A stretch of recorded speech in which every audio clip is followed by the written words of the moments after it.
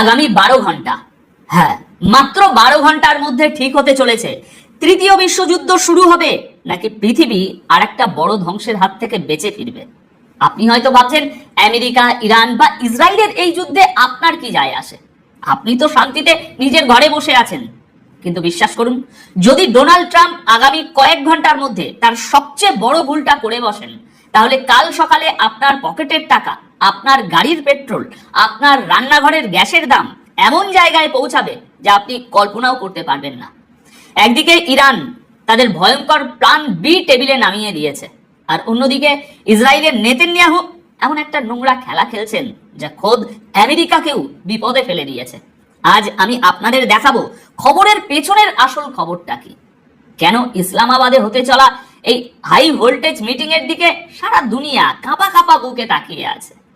আর যদি আলোচনা ভেস্তে যায়, তাহলে ইরান এমন কি ব্রহ্মাস্ত্র বের করতে চলেছে যা গত 40 দিনেও কেউ দেখেনি।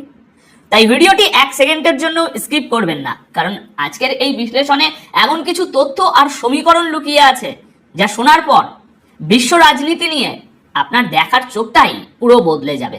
তাহলে চলুন শুরু করা যাক আজকের এই গুরুত্বপূর্ণ বিশ্লেষণ। দেখুন, আমেরিকা আর ইরানের মধ্যে যে আলোচনা শুরু হতে চলেছে তার ঠিক আগেই ইরান একটা খুব বড় শর্ত চাপিয়ে দিয়েছে। আর এই শর্ত যদি ডোনাল্ড ট্রাম্প না মানেন, তাহলে বিশ্বাস করুন মিডল ইস্টে এবার এমন বড় কিছু হতে চলেছে যা গত 40 দিনের যুদ্ধেও কেউ দেখেনি। এর জন্য ইরান তাদের পুরো প্ল্যান তৈরি করে রেখেছে, যেটাকে মিডিয়া এখন ইরানের প্ল্যান বি বলছে। দেখুন, আসল ব্যাপারটা হলো ইসলামাবাদে আমেরিকা আর ইরানের মধ্যে যে কথাবার্তা শুরু হতে যাচ্ছে তার আগেই ইরানের হেভিওয়েট নেতা মোহাম্মদ গালিবাফ মিস্টার ট্রাম্পের সামনে দুটো শর্ত রেখেছেন। এখন এই গালিবাফ কেন এত গুরুত্বপূর্ণ? কারণ একদিকে ইরানের তরফ থেকে থাকবেন এই গালিবাফ, যিনি ইরানের স্পিকার এবং সুপ্রিম লিডার আয়াতুল্লাহ খামেনির পরেই বলতে পারেন সবচেয়ে ক্ষমতাশালী নেতা। আর অন্যদিকে থাকবেন আমেরিকার উপরাষ্ট্রপতি জেডি ভ্যান্স। সুতরাং বুঝতেই পারছেন এটা একটা হাই লেভেল টকস বা শীর্ষ পর্যায়ের বৈঠক। আর আমেরিকা ও ইরানের মধ্যে প্রায় 30 থেকে 35 বছর পর এমন একটা মুখোমুখি আলোচনা হতে যাচ্ছে। তো দর্শক, প্রথমেই জেনে নেওয়া যাক ইরানের এই বড় নেতা মোহাম্মদ গালিবাফ কি শর্ত রেখেছেন। দেখুন, গালিবাফ কিছুক্ষণ আগে একটা টুইট করেছেন, সেখানে তিনি বলেছেন, দেখুন যুদ্ধবিরতির আগে আমেরিকার সাথে আমাদের যে কথাবার্তা হয়েছিল সেখানে দুটো শর্ত, দুপক্ষই ওই শর্তে রাজি হয়েছিল। সেই দুটো শর্ত কি ছিল? গালিবাফ বলছেন, আলোচনা শুরুর আগেই লেবাননে যুদ্ধবিরতি করতে হবে এবং ইরানের আটকে রাখা সম্পত্তি ফিরিয়ে দিতে হবে।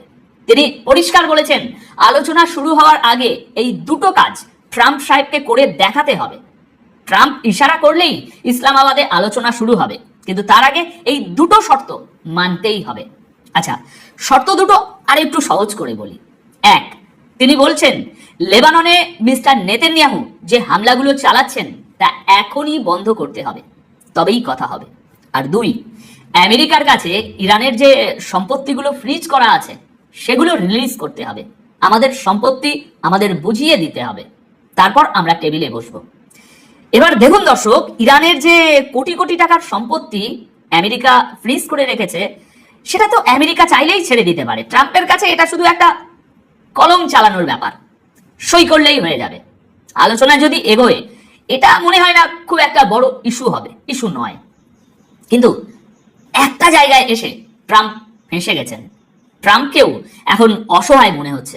আর সেই জায়গাটা হলো মিস্টার নেতানিয়াহুকে কিভাবে সামলানো যাবে। এই মানুষটা দিনের পর দিন সব সীমা পার করে ফেলছেন একেবারে। একবার ভেবে দেখুন, এই লোকটা শুধু নিজের জেদের বসে গত 72 ঘন্টায় 300 থেকে 400 জন নির্দোষ মানুষকে মেরে ফেলেছেন, যার মধ্যে ছোট ছোট বাচ্চা আছে, মহিলারা আছেন, বয়স্ক মানুষ আছেন। সাধারণ মানুষের উপর হামলা হচ্ছে। আজ তো হাসপাতাল ধ্বংস করে দেওয়া হয়েছে এই 72 ঘন্টায়।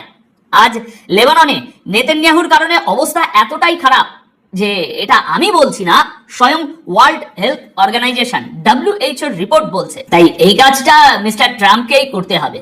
আপনি বলতে পারেন মিস্টার ট্রাম্প এখন প্রচন্ড চাপের মধ্যে আছেন। তো বুঝতেই পারছেন দর্শক, পুরো বিষয়টা এখন দাঁড়িয়ে আছে ট্রাম্পের উপর আর ট্রাম্পের সেই আউট অফ কন্ট্রোল শিষ্য নেতানিয়াহুর উপর। যুদ্ধ থামিয়ে আলোচনার রাস্তা পরিষ্কার করার দায়িত্ব এখন এদেরই। দেখুন, সাধারণত যখন কোনো আলোচনা হয়, যুদ্ধবিরতি হয়, তখন মানুষ একটু স্বস্তি পায়, মনে হয় যাক বাবা, যুদ্ধ তো থামলো, এবার নতুন একটা রাস্তা খুলবে। কিন্তু ইসলামাবাদে এখন একটা এমন আলোচনা হতে যাচ্ছে যেখানে কোনো স্বস্তি নেই, শান্তি নেই, আছে শুধু একটা আতঙ্ক। আর এই আতঙ্ক শুধু ইরান বা আমেরিকার ক্যাম্পেই নেই, খোদ পাকিস্তানও ভয়ে কাঁপছে যে কি হতে চলেছে কে জানে। আলোচনা একদিন চলবে নাকি দুদিন, প্রথম রাউন্ডেই শেষ হবে নাকি দ্বিতীয় রাউন্ড অবধি যাবে। পুরো দুনিয়া এখন তাকিয়ে আছে যেভাবেই হোক এই আলোচনাটা যেন সফল হয়। আলোচনা সফল হলে দর্শক, আপনার আমার সবার স্বস্তি। এই যে তেল আর গ্যাসের আকাল চলছে, দাম যেভাবে আকাশ ছুটছে, এর ফলে যে জিনিসপত্রের দাম বাড়ছে, আলোচনা সফল হলে এই সবকিছু কমবে, আমাদের পকেটের উপর চাপ কমবে। তাই আমরা সবাই চাই এই আলোচনা সফল হোক। কিন্তু এই যে মিস্টার নেতানিয়াহু, ওনার উদ্দেশ্য অন্য, ওনার প্ল্যান অন্য। আর এর পেছনে খুব বড় একটা কারণ আছে। কারণ নেতানিয়াহু শুধু লেবানন বা ইরানের সাথে লড়ছেন না, ওনার নিজের একটা যুদ্ধ চলছে খোদ ইসরায়েলের ভিতরে, সেখানেও ওনার মাথার উপর খাড়া ঝুলছে। এই বিষয়ে বিস্তারিত প্রতিবেদন গতকালই আপনারা দেখেছেন। দেখুন দর্শক, ইরান এখন ট্রাম্পের কোর্টে বল ঠেলে দিয়ে পুরো বিশ্বের কাছে প্রমাণ করতে চাইছে যে দেখুন, আমরা তো শান্তি চাই, কিন্তু আমেরিকা আর ইসরায়েলি যুদ্ধ চাইছে। এটা হলো একটা গ্রেট মাস্টার স্ট্রোক। আমার ভবিষ্যৎবাণী মিলিয়ে নেবেন, আগামী কয়েকদিনে এই কূটনৈতিক দাবার বোর্ডে আমেরিকা যদি নেতানিয়াহুর লাগাম না টেনে ধরেন, তবে ইরান এমন একটা ওয়ার শুরু করবে যা পুরো মিডল ইস্টের অর্থনীতি তাসের ঘরের মতো ভেঙে ফেলবে। আর তার আজ থেকে আমরা সাধারণ ভারতীয় বা বাংলাদেশিরা কিছুতেই বাঁচতে পারবো না। আমি এই চ্যানেলে আপনাদের শুধু খবর দিতে আসি না, আমার উদ্দেশ্য হলো খবরের পেছনের আসল সত্যটা, আন্তর্জাতিক দাবার চালটা আপনাদের সামনে জলের মতো পরিষ্কার করে দেওয়া, যাতে কেউ আপনাদেরকে ভুল বোঝাতে না পারে।